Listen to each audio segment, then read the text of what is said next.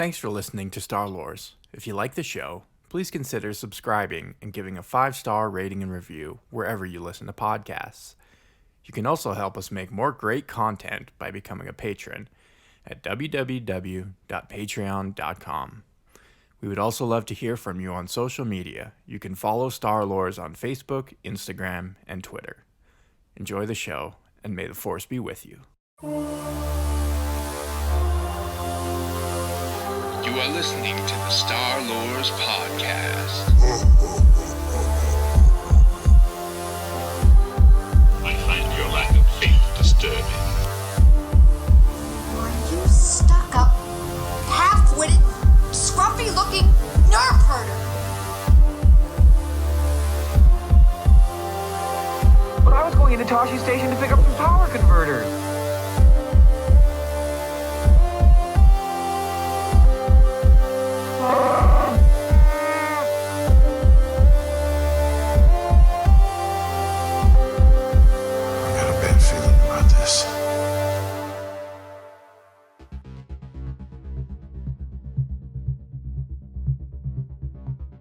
The fifth gate opened. The dark side will devour those who lack the power to control it. It's a fierce storm of emotion that annihilates anything in its path. It lays waste to the weak and the unworthy. Quote, Darth Bane. In around 3,900 BBY, refugees from the deep core planet Grismalt settled on a far-flung mid-rim world of Naboo. At the time of the human settlement of Naboo, the sentient Gungan species had an ancient history on the world, though their involvement with the galactic community was sparse. Grismalt's society was highly stratified, with noble classes donning flamboyant, expensive clothes and constructing impressive and highly decorative buildings.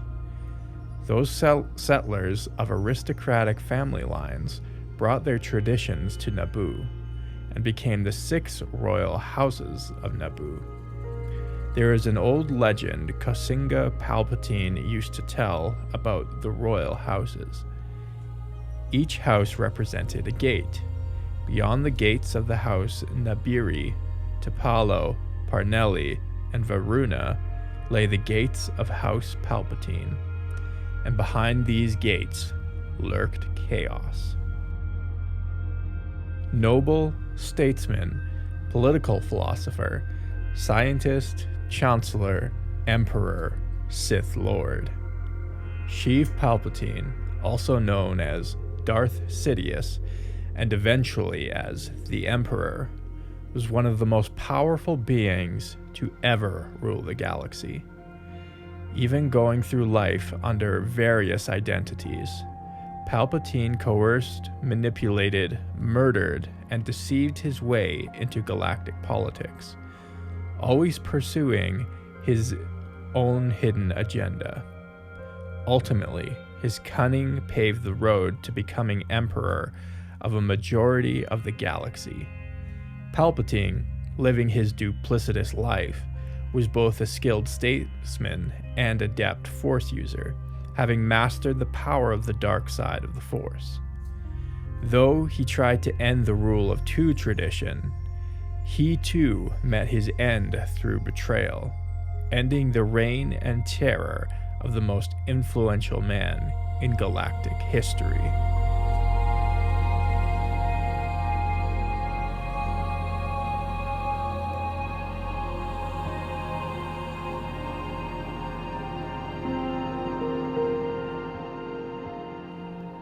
The Scarlet House.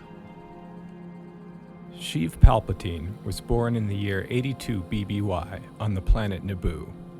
By his birth, House Palpatine had little influence or wealth compared to Naboo's other 4 aristocratic family lines. This became a source of resentment and tension between Sheev and his father, Kosinga. House Palpatine's color was scarlet, and was used by Palpatine for various purposes throughout his life. As Chancellor, he painted his office red. While retaining this position, he created a special security unit who wore completely red uniforms. As a Sith, his lightsaber was the traditional crimson. As a young man, his hands would be drenched in the scarlet lifeblood of his family. House Palpatine's family crest prominently featured its color and depicted notable Nubian animals: a vicious primate called a Virmak, the soaring Aiwa, and the graceful but dangerous Zalaka. Though ruled by a monarch, Naboo elected its king or queen from one of the 5 noble houses democratically, and also had a constitution. Members of the noble houses were expected to train and work as civil servants. By the age of 12, those of noble blood were drafted into mandatory public service. Sheev's father, Kosinga Palpatine, was a physically abusive man and patriarch of the house. Much to his son's distaste, Kosinga arrogantly believed that he had taken House Palpatine to the zenith of its power. Sheev could not respect such a small-minded man and considered him to be incompetent and undeserving of his own self-importance. Sheev considered his mother weak and subservient to her father. As evidence for his opinion, the historical record does not even contain her name. In his words, quote, "She espouses no views of her own, only because he has made her subservient to him." Unquote. Sheev was the eldest of 5 siblings. He had 2 brothers and 2 sisters. House Palpatine was not as prestigious or wealthy as other noble houses of Naboo, and skewed isolationist and conservative, eschewing involvement on the galactic stage. Palpatine the Younger knew his father harbored jealousy towards the more renowned noble houses and monarchs of Naboo. Kosinga's inability to turn envy into ambition earned scorn from his eldest son. From childhood, Palpatine was an elitist. He believed that his destiny lay beyond provincial Naboo and the Chamal sector. As soon as he could appreciate House Palpatine's position in Naboo's political system, he harbored aspirations to elevate his house and bring Naboo to the galactic stage. In Sheev's time, his homeworld was not yet a member of the Galactic Republic. His father seemed satisfied to be a second-rate house on a single world. It seems that the future emperor did not inherit his all-encompassing vision and a will to power from either parent. Sheev had a turbulent youth. His father hated him for his refusal to obey like the rest of his family. Kosinga was always weary of his son, even having his parentage tested at a very early age. Furthermore, the man had infanticidal fantasies about his eldest son. Sheev respected force of will and what a person could generate by that will. His father inherited his wealth and title. To Sheev, it was an accident that Kosinga had any influence at all. From an early age, Sheev placed himself atop an ethical pedestal. The normal laws and mores of society applied to other, less unique people. The unique moral code he created for himself in childhood was a current that ran throughout his life. Everything he did according to his own special designs, to serve himself. Guilt and remorse had no place in his idiosyncratic worldview. Although he was interested in politics, he did not admit it until later in life, perhaps trying to distance himself from his father. Sheev was fond of art, but not of the ostentatious kind seen in Naboo's architecture. He would eventually become a collector of precious, ancient, and sometimes forbidden artifacts. Unlike other aspects of his youth, he did not abandon this pastime, which grew to massive proportions later in life. Kosinga used credits to protect the family's reputation from Sheev's rebellious antics, and to buy clout with the other noble houses of Naboo. Rather than being grateful, This only made the young man hate his father more. Further adding to the disdain Sheev felt for his father was the fact that the only successful political maneuvering he ever managed was sustaining an extramarital affair with the wife of a rival. Although he was a bright child, Sheev was a failure academically. He attended and was quickly expelled from many renowned schools. The failure was behavioral rather than scholastic. In the same way that he could not conform to his father's rules, so too did he buck against the school system. Sheev was constantly admonished for petty misdemeanors at school.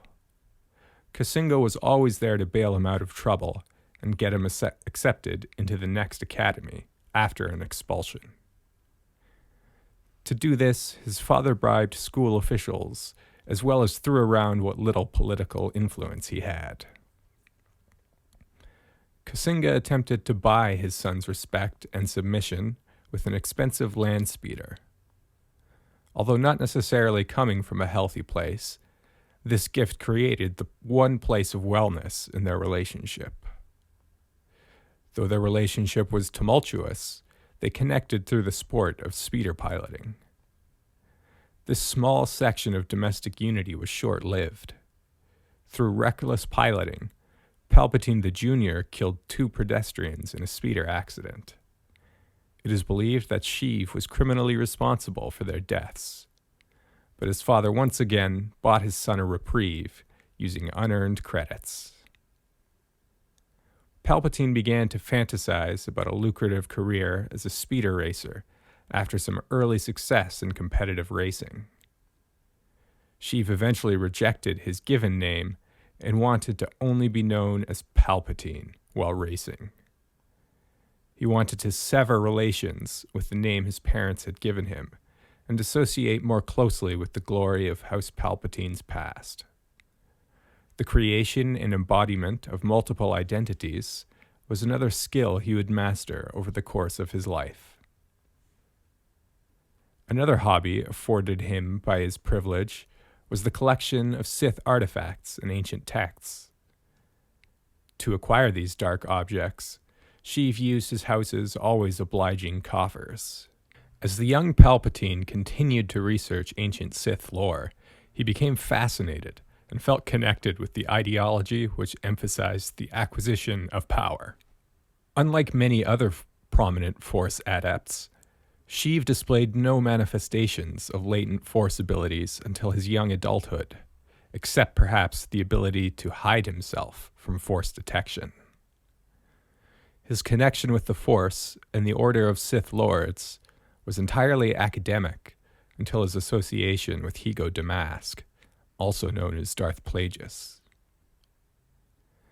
After receiving a somewhat fractured primary education, Palpatine was admitted into Theed University. Any normal person would have been denied admittance on account of his by then extensive record of petty crimes, but Kosinga's money spoke. Through the political contacts afforded him by his pedigree, Sheev began working with the aid of the Senator of Naboo while studying. Higo Damask II was the chief executive of a powerful financial group called Damask Holdings. Their interests were tied closely to the Trade Federation and the Intergalactic Banking Clan.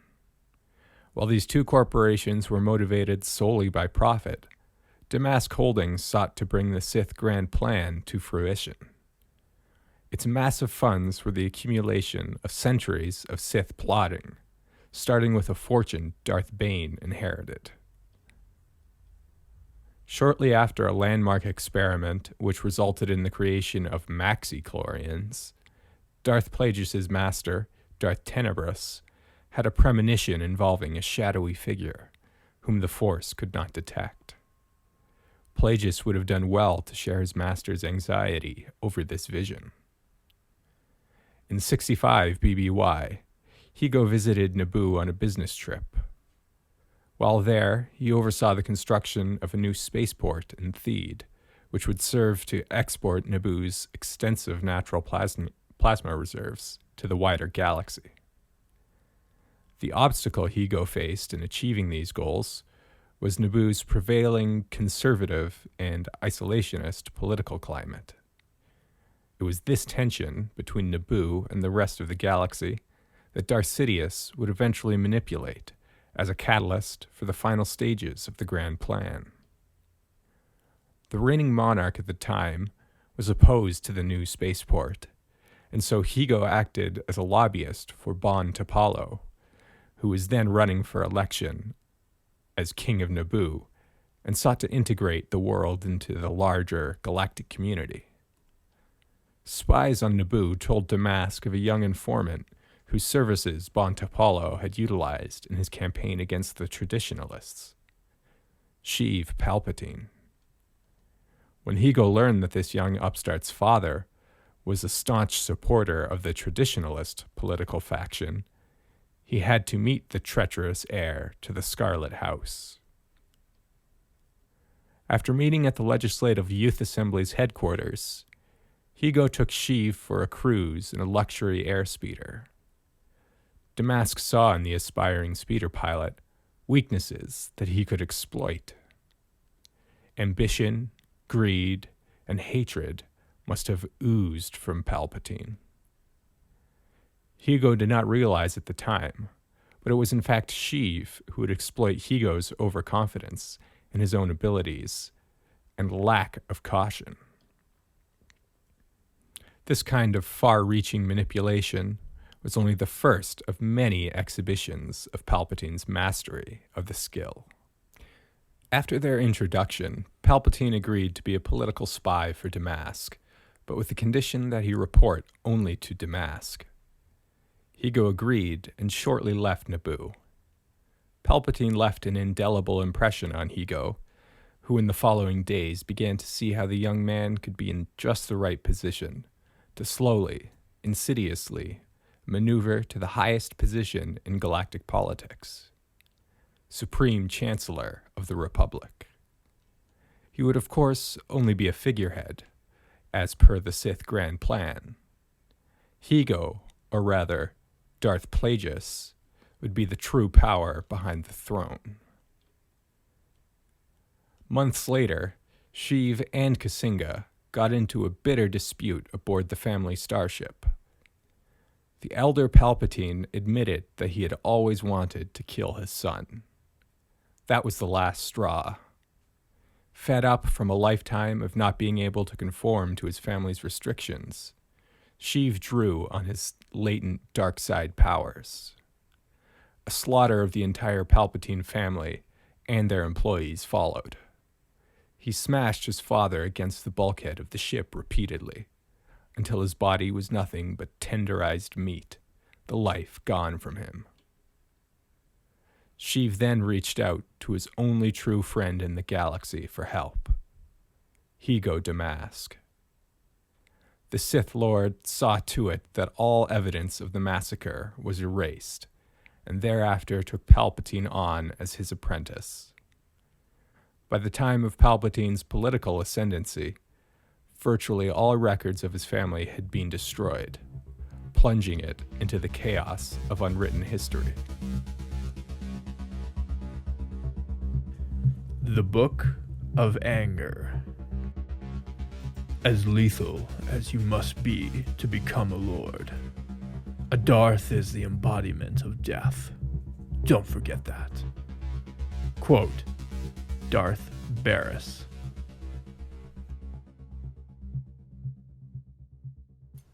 Plagueis could not have been more pleased with the unbridled rage and power shown by the Palpatine heir. The murder of his family, and the force powers Sheev used to do it, showed that he had what it took to be trained as a Sith. His position in galactic politics, as well as his burgeoning aptitude in that domain, meant that he could even be a figurehead chancellor. The pseudonym adopted by the Sith Lords is traditionally bestowed upon them by their master. Sometimes this was sought by ritual practices, which invoked the dark side of the Force. The master would communicate with some personification of the dark side, which would answer a question leading to a name for the apprentice. In the case of Darth Sidious, Plagius saw a being who was stealthily treacherous and deceitful, an insidious character. After naming Darth Sidious, Plagius began to instruct his pupil in the use of the Force, combat skills, and politics. It is possible that prior to the massacre, Chief Palpatine had been inadvertently using a rare and powerful Force technique for his entire life, Force blank, when they first met. Darth Plagueis could not perceive the young man's presence in the Force. If this ability was only instinctual at first, it became intentional later. Plagueis himself was quite skilled with hiding himself from Force perceptions, as his Jedi associates never knew of the Sith Lord among them. The same can be said of Sidious later on in his career, as he had plenty of contact with powerful Force adepts, but none of them suspected a thing. Later on in life, Sidious demonstrated the ability to extend his Force cloak over a second individual, when he took his apprentice, Maul, to the Jedi Temple on Coruscant. While there, Sidious whispered the name of every Jedi who entered or left into the boy's ears, preparing him for a future as a phantom-like assassin. A moment equal to his familicide in Sidious's training came about a decade into his apprenticeship. He was made to endure deep deprivation, starvation, and extreme cold.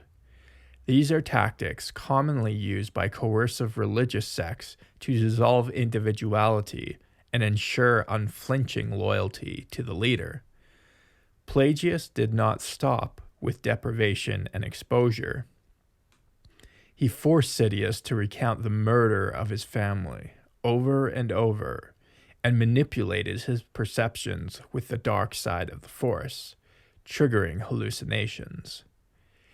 This tactic also has historic precedence, as it has been utilized by states as a possible means of dissolving the self and making subjects more compliant. These techniques are commonly paired with hallucinogenic drugs, the effects of which Plagius was able to mimic through his Force abilities. Although this failed to cement the kind of fanatical loyalty in Sidious that his master was hoping for, it did steep him further in negative emotions, which drive connection to the dark side of the Force. The combat training he received must have been impeccable, as Darth Sidious was a deadly, if infrequent, warrior. He eventually defeated legendary swordsman Grandmaster Yoda and trained the formidable menace to the Jedi, Darth Maul, who he also eventually defeated in single combat quite easily.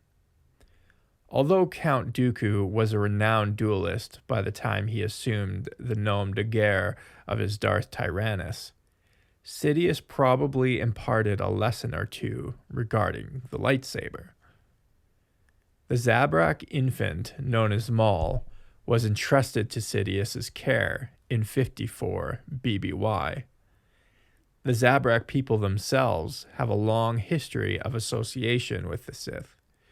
Due to their natural talents as fighters, Sith factions have used them as mercenaries throughout history.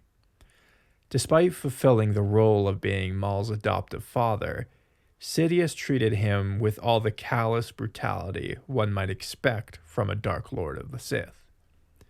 Sidious even personally applied Maul's extensive Sith tattoos, using the incredibly painful experience as a ritual aimed at mental purity. Like every important person in Sidious's life, Maul was expendable, and a means to an end. It is for this reason that Plagius, still Sidious's master, did not admonish his apprentice for violating the rule of two. Maul was raised to be disposable. At the time of the Naboo incident, just prior to Maul's apparent death, the Zabrak was a seasoned assassin. When Plagueis learned of Anakin Skywalker's presence, and that the youngling could be the Chosen One, created due to his own experimentation with dominating the Force, he demanded that Sidious order Maul to assassinate Qui-Gon Jinn. This Jedi Master advocated for Anakin's training as a Jedi Knight to a reluctant council, so Plagueis believed that the potential threat to his ascendancy could be eliminated with Jinn, there being nobody else willing to train him. The Telos holocron, on the other hand, contains records left by Sidious that this was part of his counter-scheme running concurrently with Plagueis' grand plan. He had wanted Jinn dead because he wanted Obi-Wan to train Anakin, perhaps inadequately, paving the way for the Chosen One's fall to the dark side later in life. Just as Sidious's apprentice was expendable, so too it was his own master. Shortly before being elected to the position of Supreme Chancellor, the apprentice betrayed the master, as the rule of two dictates. He plied his master with alcohol, and once the moon passed out, attacked him with Force lightning. It was not an easy death for Darth Plagueis the Wise. Sidious took his time, savoring the pain of his surrogate father, bringing him to the brink of death with arcs of dark side lightning, then relenting before killing the man, over and over again. He was sure to thoroughly mock Plagueis, and claimed responsibility for such grand plan elements as the Yingkor uprising, Maul, the Naboo incident, a clone army, and Count Dooku's fall to the dark side. Plagueis had believed that it was he who conceived of these, and that the grand plan's success was owed to his ingenuity. An interesting detail in the incident is the anger Sidious expressed towards his master for manipulating a confused boy into murdering his family. Sidious himself had already manipulated at least one confused boy into murdering for his own personal gain, and would do so again in short order.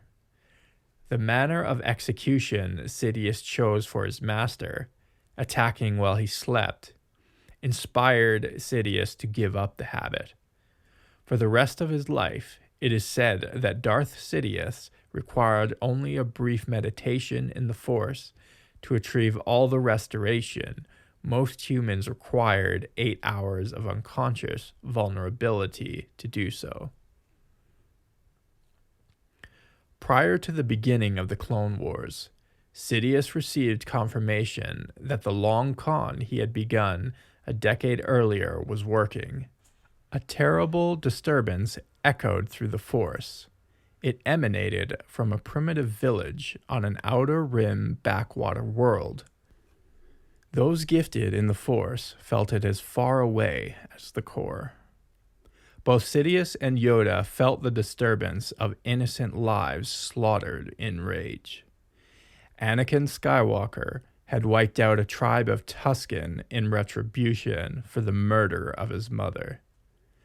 The spirit of Qui-Gon cried out from the grave, heard only by Yoda.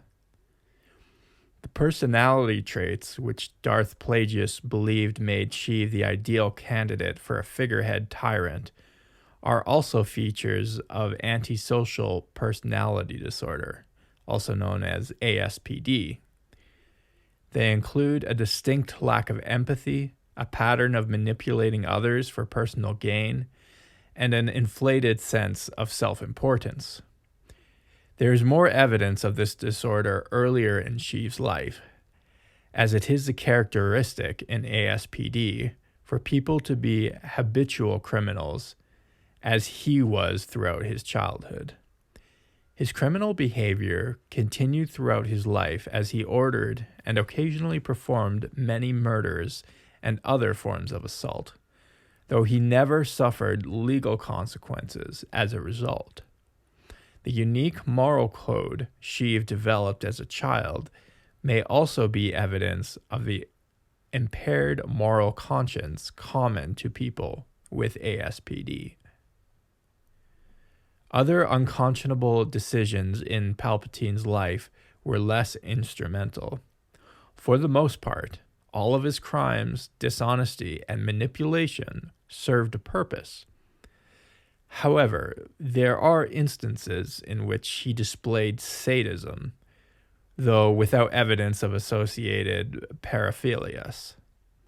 For example, he killed rival Senator Pax Team of the Grand Protectorate by immolation when a lightsaber thrust or lightning blast could have sufficed. When Maul resurfaced later and tried to exact vengeance from his former master, Sidious easily defeated him, and then used lightning and the same bludgeoning technique used on Kasinga to hurt and humiliate the Zabrak. There were other moments in his life when he chose to extend the pain of his enemies, and so lost the opportunity to kill them outright. The weakness of inferiors. You will devote yourself to the idea of domination. Sheev Palpatine's political career began in 54 BBY, when the senator of the Chamal sector appointed him ambassador. The senator, Vidar Kim, was a conservative politician who wanted to keep Naboo closed to the wider galaxy. Palpatine's duplicity is apparent here again, as he personally opposed such policies. But his ambassadorial position served higher ambitions. Like so many people who put their trust in Sheev, Kim was murdered by the Viper he welcomed into his life. After several family members were killed in a tragic speeder accident, Senator Kim's behavior became unpredictable. Such unreliability did not suit the Sith grand plan, and Plagueis ordered Palpatine to have him eliminated. Sheev had his trusted political cloak and dagger man, Sate Pestage, make the necessary assassination arrangements. Senator Kim's funeral was held at the Royal Embassy on Naboo. It was here that his son, Jedi Knight Ronhar Kim, met his father's predecessor, Senator Palpatine. As he seemed able to do with almost anybody, Palpatine quickly earned Ronhar's trust, and the two had a friendship that lasted over a decade. Ronhar had the same fatal flaw as his father. Palpatine used Senator Kim's death to foment suspicion in the Senate against the Trade Federation. This tension between the Senate and the Federation was crucial to the Grand Plan, and culminated in the secession crisis and ultimately the Clone Wars. The Chamal sector, over which Palpatine was now senator, consisted of 36 star systems, 40,000 associated colonies, and 300,000 barren stars. His senatorial reign lasted from 52 to 32 BBY. This 22-year period, to outward appearances, was a quiet political career. In reality, the senator from Naboo was always busy, arranging pawns, training apprentices, and writing several important books and essays. Though he had the talent, and from Plagueis probably the resources, to have a skyrocketing political career, he took things slow. He wanted the rest of the galaxy to see him as a non-entity, or just one more ineffectual politician who could be bought and sold by corporations like all the rest. After the Naboo crisis and his subsequent election as Supreme Chancellor, several attempts were made on Palpatine's life. The most significant involved the infiltration of an organization previously thought to be incorruptible, the Senate Guard. Chancellor Palpatine and his longtime friend, now Jedi Master Kim, took a stroll through the Senate corridors, flanked by 2 blue-clad Senate guards. The guards pulled weapons on the senator, but they were no match for Master Kim. After this incident, Palpatine reluctantly acquiesced to the creation of the Red Guard for his exclusive protection. Having a special forces unit who answered exclusively to the executive branch was of course only one more part of the grand plan, and the assassination attempt was also orchestrated by Palpatine. The equipment and early members of the Red Guard came from an organization that had been under the thrall and manipulation of the Sith for centuries, the Sun Guard. These feared mercenaries were a patriarchal cult initially focused on sun worship, as opposed to the matriarchal, moon-worshipping Ichani society from which they diverged. At some point, their theology became obsessed with the Force, and a prophecy about a son of suns emerged, which the Order of Sith Lords took advantage of. In time, the Sun Guard became a Sith war cult. The iconic visored helmets, force pikes, and armor of the Red Guard, eventually renamed Royal Guard, were all directly inspired from the Sun Guard. During the Clone Wars, Kim discovered evidence leading him to believe that the Sith were behind the war, and that they were hiding in plain sight, in the Galactic Senate. He proposed a plan to expose the second Sith to the most powerful man he knew, then Supreme Chancellor Palpatine. All they had to do, Kim reasoned, was test the blood of every senator for midi-chlorians. Whoever had the highest count would clearly be the second Sith. Palpatine convinced him to wait before revealing his plans. Kim agreed, and he and his Padawan departed Coruscant for a doomed mission on Mersin. Sidious orchestrated this battle to end with Kim's death, and the battle droids were only too eager to comply.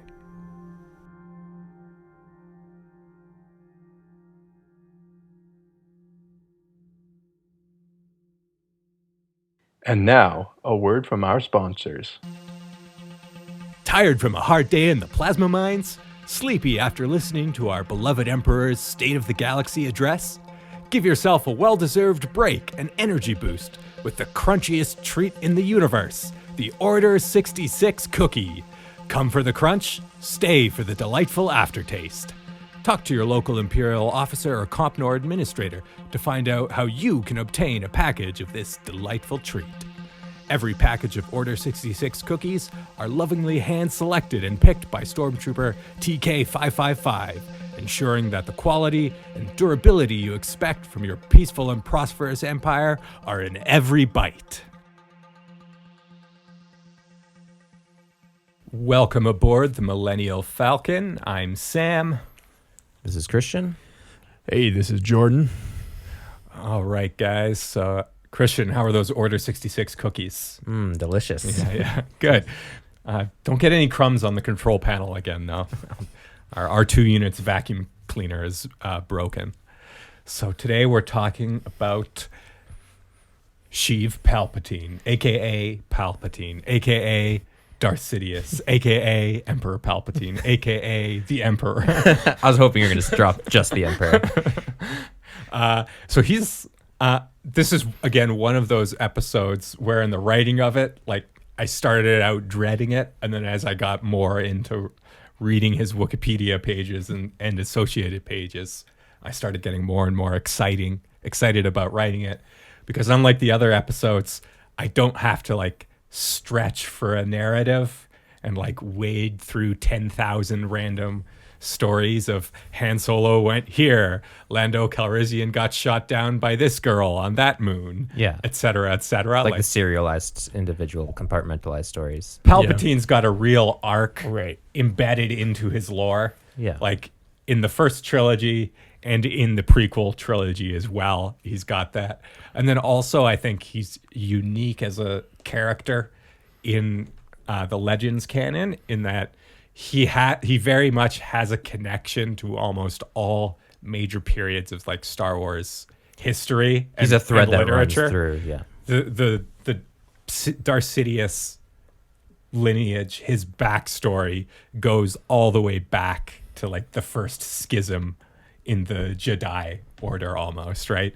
And then he goes all the way forward into Infinities. There are still like Palpatine cults and stuff.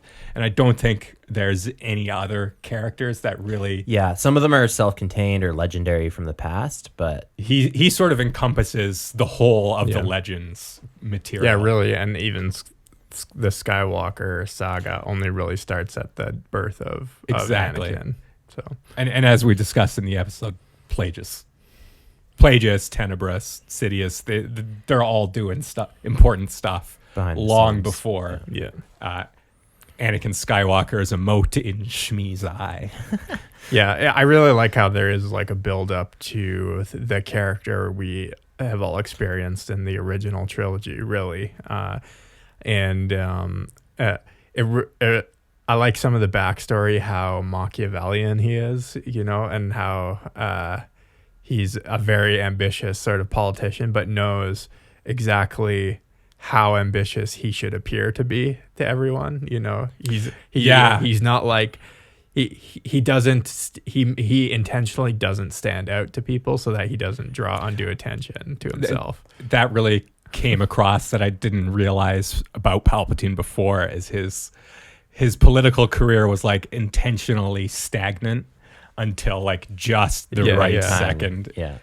And he was holding himself back, just like a spider, like waiting for its prey to But come. even as like a character arc, if you kind of read some of it as a child and adolescence, he was very kind of reckless and was into like the speeder bike racing and committing petty crimes. But once he sort of came under the tutelage of Plagueis and grew up a little, he became far more disciplined, and that made his like sociopathy, if you will, far more insidious, if you will.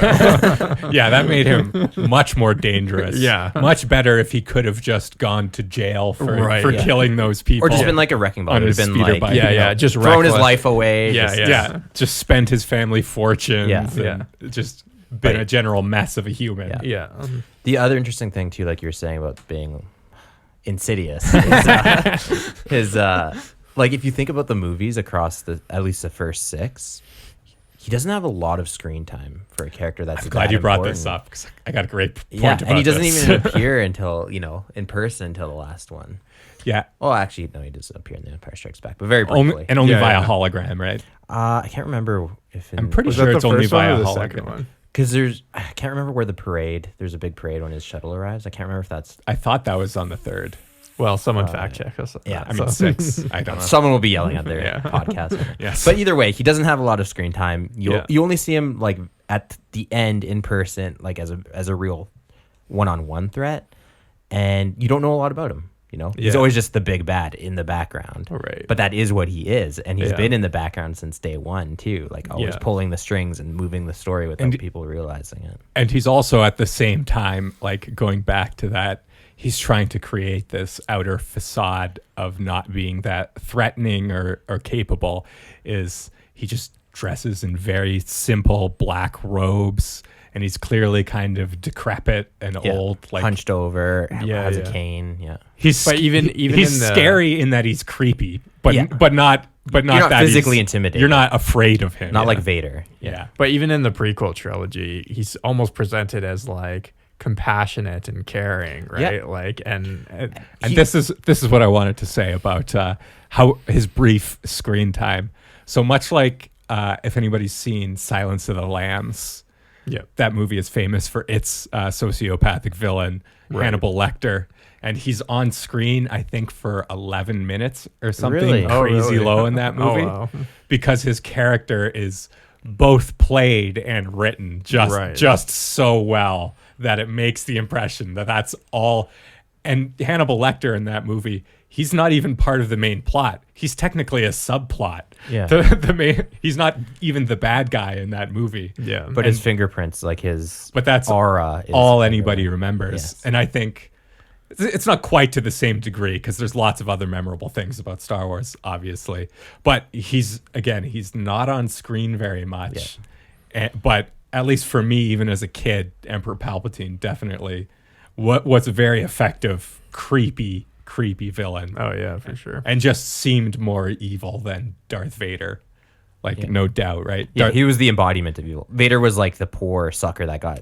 And you can almost dragged relate to into it. Vader on a human level, right? Yeah. But there's no redemption for Palpatine No, whatsoever. from day one. Yeah. From it, and from this episode, it seems like from birth he was evil, and Even his dad sensed. his dad literally wanted to kill him because he was so evil.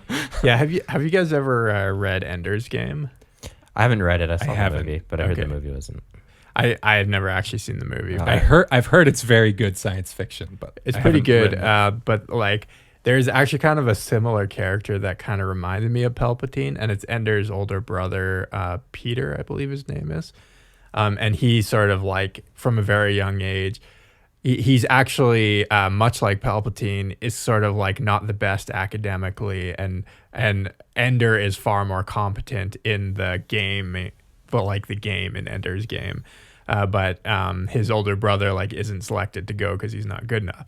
But his older brother is like also a sociopath, like kills animals in the woods and skins them, but it also wants to take over the world, you know. So I thought it was kind of. I'm just wondering if anyone knows if like Palpatine is in any way inspired by that. But I think Ender's Game was written in the 80s. Yeah, I feel like there is sort of.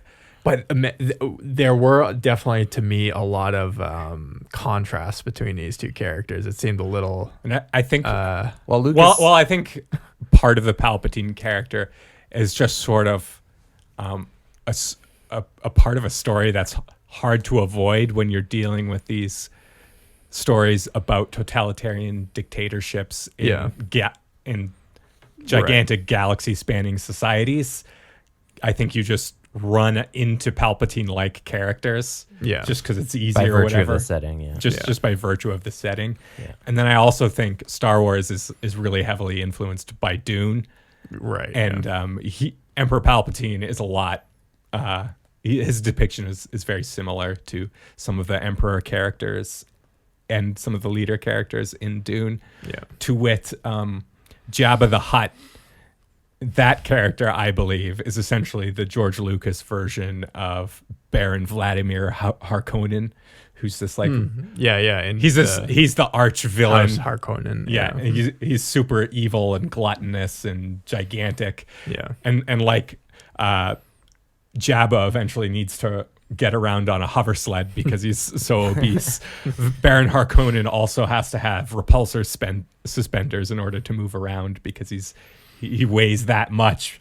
And it's made clear that it's because of his gluttony, right? He actually wants to eat himself. And apparently Palpatine needs a big robotic arm to move him around. That was my next point. Is that although I will stand by Ian McDiarmid, who's played Palpatine in all. Yeah, that's another. Except for unique one thing scene. about One Palpatine. scene. Except for one scene, that's right. He didn't play Palpatine, but And I think his depiction of Chancellor Palpatine in the prequel trilogy, considering what he had to work off of from the same character essentially in Return of the Jedi and stuff, it's a very different portrayal. Yeah. But they're both very good. Yeah, and very I agree. effective, I Yeah. think. And then that's the problem sort of with Disney's, now that I sort of look back and I've had some distance from watching the movie, is that they really made Palpatine very arch. You know what that term is? Arch. So it's like the cartoonish caricature mustache twirling type of villain. Like, we're evil for the sake of being evil. Yeah. And that's kind of what that sort of grimdark aesthetic did to Palpatine, is it added extra layers of Palpatine that Palpatine himself wouldn't even like, because It's a betrayal of the character. yeah, because he wants people to not know just how dangerous he is. He wants them to get the impression that he's a feeble old He is man. the Phantom Menace. He's the Phantom Menace. Exactly. And putting him in that giant, very cool. If I had a disability that You would like to be strapped to a robot arm? that impeded my movement, I want a giant robo arm with tanks of drugs going directly into my I thought it was carotid like a artery. very visually stunning, like cool looking. It was super sweet As to much look as I at. despise that movie, like that is one of, like, not just the robot arm, but just the the aesthetic, Palpatine, everything about him. and the cultists Yeah. and stuff. It was cool. So anyway, I'm glad we talked about sociopaths and killing animals and stuff.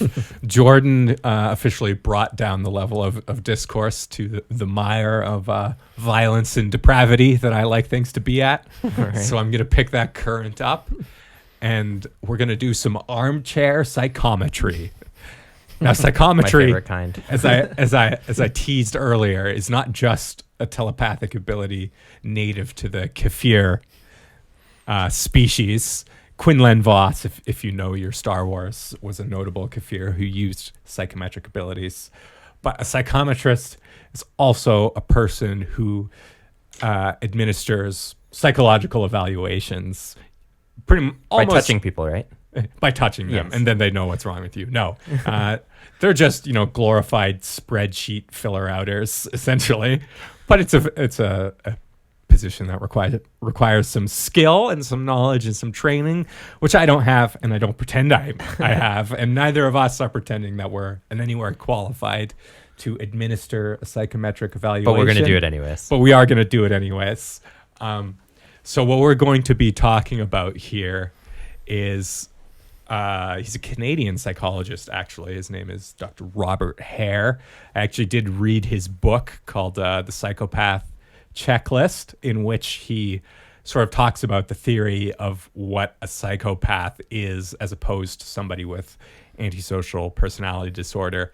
And I'm really mad at him at an academic level for continuing the use of that just confusing term psychopath, because people throw it around a lot, not really knowing entirely because of popular media. what it means. You just use it for basically a violent person is a psychopath, is sort of the Cultural the lowest common interpretation. denominator interpretation of that.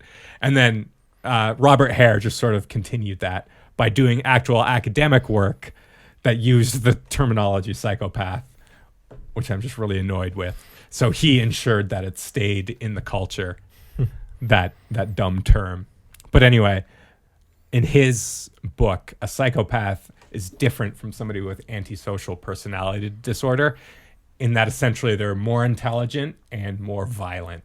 So they're essentially the Palpatine type of person, right? Most quote unquote evil people, and this is especially true of people with antisocial personality disorder, end up in prison, right? Because they have really bad impulse control and they don't have that moral conscience, which means they're fine with drinking and driving. They're fine with stealing. They'll run drugs over the border if you just ask them to, because why not?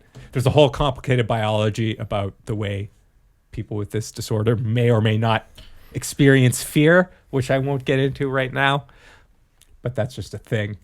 And that's the other thing about antisocial personality disorder that you should also keep in mind, why I don't like psychopath, is that the vast majority of our research on this disorder comes from prison populations, Right. So it's which is obviously already going to skew the data. a very self-selecting group, right?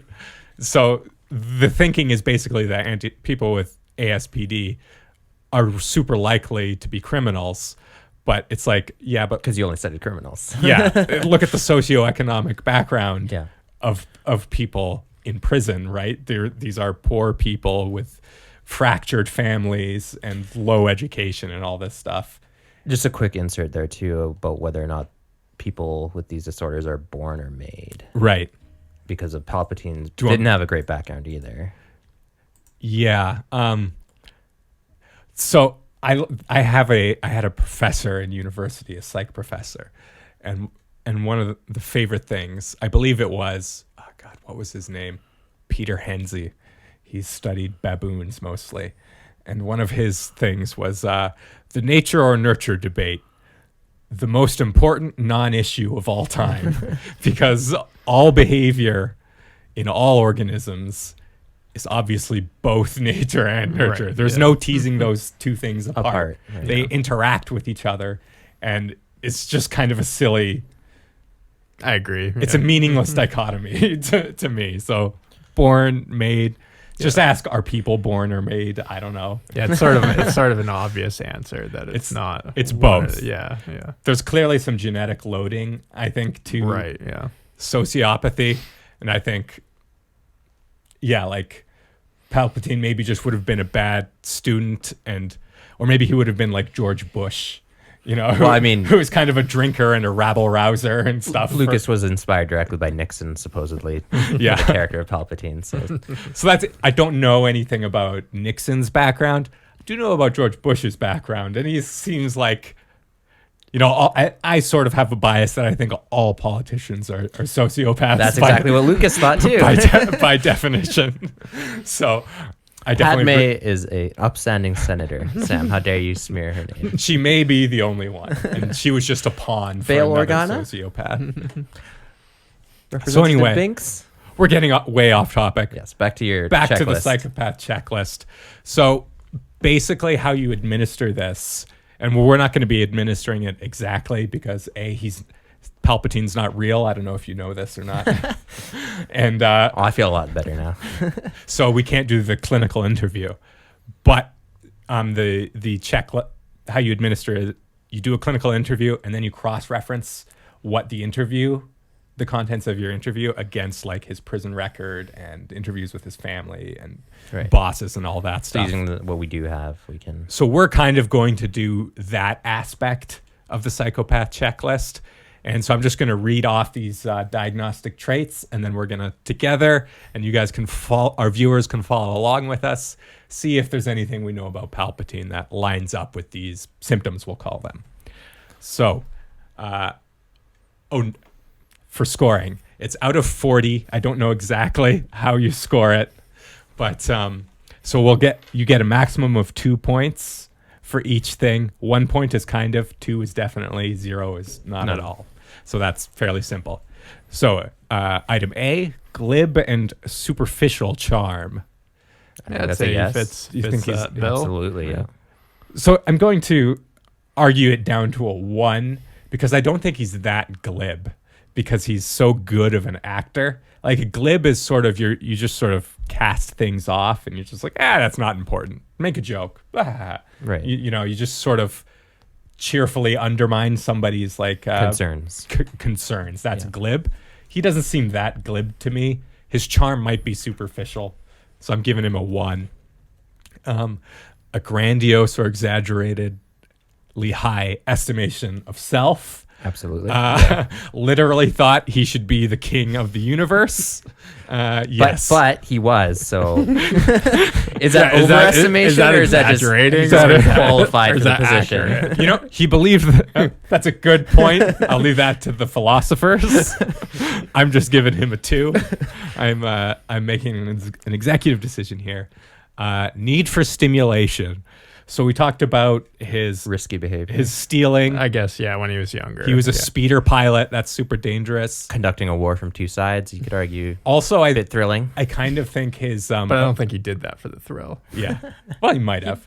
A little bit of A, a little bit of B. I think his childhood obsession, and that's the really interesting thing about him, is he was sort of a self-taught Sith, almost by the time Plagueis met him. Yeah. But that was entirely self-directed.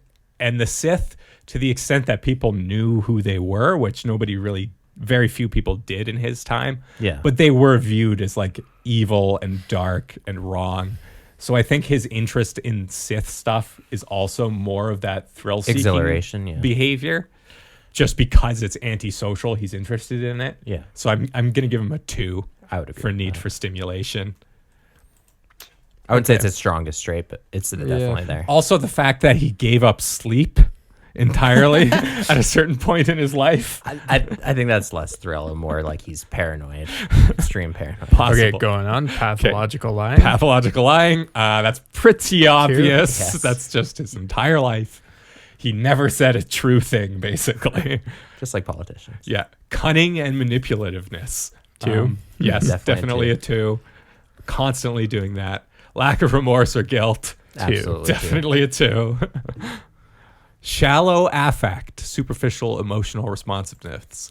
See, I think I would actually give him a 0 on this because he is so good at putting on a public face for people when he wants it, and he's very good at making people believe that he's experiencing emotions. And then he does, I think, clearly experience genuine emotions, like when he's electrocuting Luke Skywalker. Yeah. He's gleeful. He's smiling. He loves it. Yeah, but when he expresses like care for the Nabooians, The question Nubians. is, It's Nubians. the or question whatever is, their name is it shallow or superficial? I don't I would think say it's superficial. superficial. Okay, I'll give him a 1. Yeah, I think I don't. one I think it reads can meet in the middle. so well, because part of what this category would be, and what I would be looking for if I was actually doing this test and I was talking to Palpatine's like friends from college, is I would be looking for a sense that that they got a sense that he was faking emotions, right? That there was something hollow about him. Yeah. And I don't think that there really was. I don't think people knew because he was so good at manipulating. Okay. So I give him a 1. Callousness and lack of empathy. Yep, that's a number 2. Probably too, yeah. Parasitic lifestyle. So that's That's interesting. zero. I don't know if it's a 2 necessarily, because Like I mean, he did sort of need a lot of people to help get him to the top. he did, but He uses people. Yeah, like he absolutely. definitely like he used Well, yeah. he used Plagius. yeah, that's true. He uses everyone. He Maul, manipulated Dooku, Plagius. He was able to Anakin. manipulate his own master. From the beginning of their Yes, relationship. So yeah, I guess that's true.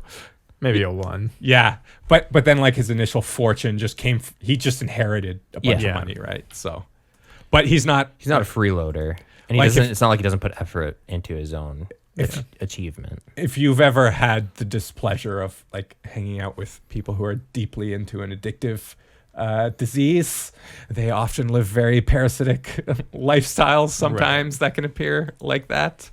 Yeah, I guess maybe he's a 0. I don't know. It's I give him a 1. 1. I could Yeah. even argue for a 2. we'll Poor say a 1. poor behavioral controls. I think Early on, it seemed early on, But he was yes. able to curb that with. But Seems like a pretty strict Yeah, discipline. once he met Plagius, he Yeah. definitely curbed that, and I would say there's like almost Yeah. almost no evidence for him at being impulsive later on in life. He was the opposite of impulsive, right? He was making decisions, Cunning and manipulative. He was very He was planning coordinated. 10 steps ahead. making decisions 20 years in advance, right? Sexual promiscuity. So this is Depends, interesting. Is it the new lore? Just kidding. Even in the old No. lore. It's a little bit confusing. I'm not clear on this, but both Trioculus and Triclops were possible illegitimate children of Emperor Palpatine. But how? Because if it's through cloning or like That's the genetic thing. manipulation, I'm not yeah. entirely clear. I would almost give it a 0. And then is that even if he did, promiscuous? even if he did sleep, That's with just people, one person yeah, as far like, as we Yeah, know. it's Yeah. never really. It's not Although like he it's not like he has a harem of women. Yeah. If you did see young Palpatine, though, he probably could. I'm just Probably, saying. but no evidence. So Flying far. that Yeah. We'll just speeder say- We have no around. evidence. Yeah, we'll just say 0. He's got daddy's money. Early behavior problems too. Oh yeah, definitely had a lot of lack of realistic long-term goals. 0. They were I grandiose. think he had very long. They see that if in a vacuum they're very grandiose and unrealistic, but the fact that he actually made Attained good on them. it, Yeah. you guys have convinced me. Those are completely realistic. Yeah. Apparently, again, impulsivity in his childhood, yes. as younger, but not as older. When he became a man, no. Irresponsibility. That's sort of the same thing. idea, And yeah. I would almost put it in a 0 because when you're a child, you don't have responsibilities. Yeah. right? And especially his Yeah. lifestyle as like an opulent, rich kid. Like, yeah. So, he was I mean, he never- had a ton of responsibility when he was older. but he took care of things, Yeah. right? Like, That's true, yeah. Galaxy of responsibility. He managed, yeah. so I'm just giving him a 0 on irresponsibility because I don't think he was really, as a child, Yeah. mismanaging. Everyone didn't squander like his huge amounts of commitments. money or Yeah. anything. Yeah. There you go. Failure to accept responsibility for its own actions. That's hard. That's hard, yeah. I would, Like I would, all of his actions, I would think they I were would give him a calculating. 0. He takes full responsibility. Yeah, for he knows what everything. he's doing. Yeah, he's very Although granted, he like doesn't the- believe he made any mistake. the people that he killed. He literally says he would do it all again. Yeah. In the exact same way. Yeah, that one's rough. Maybe, perhaps, again, only when he was younger, like his when he killed those grievances towards his father and stuff like that. Yeah, there could be some of that. But even then, there's no sense of he's making mistakes and saying it was Sheev's fault, right? Yeah. Although I haven't read Plagueis in a long time, so they might. I don't know. I might give him a 1 just because I suspect there might be something in there, at least in his childhood. All right, many short-term marital relationships 0, juvenile delinquency 2. Killing your own family counts. Revocation of conditional release. So he was never actually incarcerated, so we can't give him a score on this. Yeah, it has to be 0, but he probably would have been had he not. He was had getting influence. expelled from school for the same things over and over again. Well, and he did kill people. He just got away with it. Authorities were bribed. Yeah. So. Criminal versatility. This is an interesting one because on the one hand is 0 because he was never actually convicted of anything. But does that just make him a good criminal, though? But on the other hand, 2 because he did like pretty much every crime there is, and got away with it. Yeah, got away with it. So I'm giving him a 2. Yeah, is it a crime if you don't get caught? Exactly.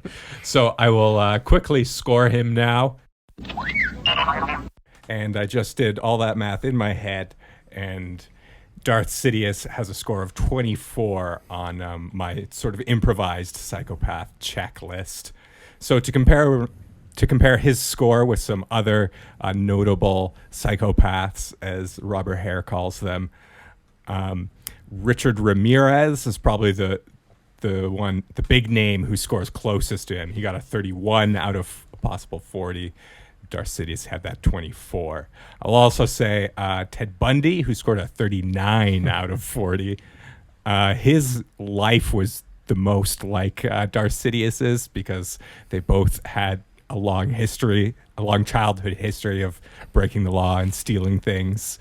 And then also in college, essentially, they both had the same job, which was like spying on a rival political party. Yeah. So that's also a funny detail of sort of. I wonder if that was an intentional like nod. It didn't seem specific enough because it wasn't like exactly what Ted Bundy was doing, because Darth Sidious was actually selling like valuable, like the equivalent of the president of the United States. Sidious was stealing secrets from that guy and giving it to the person he's running against, right? Yeah. But what Ted Bundy was doing was just like local, state level politics, which is a totally different kettle of fish. Yeah. So, like 24, it seems like probably high, but not as high as some psychopaths. Do we have like sort of a rough idea what the average person would score on this? I haven't looked this up, but my feeling is like the average person maybe around 20 or so. But then part of the way this checklist is scored is also with triangulating data. So the psychiatrist who's interviewing you, he's not just scoring it based on what you say as Darth Sidious or Ted Bundy in prison and I bought you coffee and food and stuff. Yeah. I'm also, after our interview, going to go take all my notes to the warden and maybe your cellmate and your mom and your dad and your first grade teacher, and I'll get your military records and all your criminal background and everything and score it using that. So it's like, if you just self-report give it, I don't know. But that's the other thing about the psychopath checklist is it does have a clinical interview, which is different than just reading out these criteria and then scoring it. It's a little more complicated than I made it seem. Fair enough. All right, so we're coming up on Biss. Let's drop out of hyperspace. We're just hitting a comet storm here. We're hitting a force storm, actually. Okay. I know we're coming out of the wormhole storm that Palpatine had in Dark So if Empire. anyone can hear that, I'll pick it, the microphone's picking it up. Yeah. All right. May the forks be with you. I find your lack of faith disturbing. Are you stuck up, half-witted, scruffy-looking nerf herder? But I was going into Toshi Station to pick up some power converters.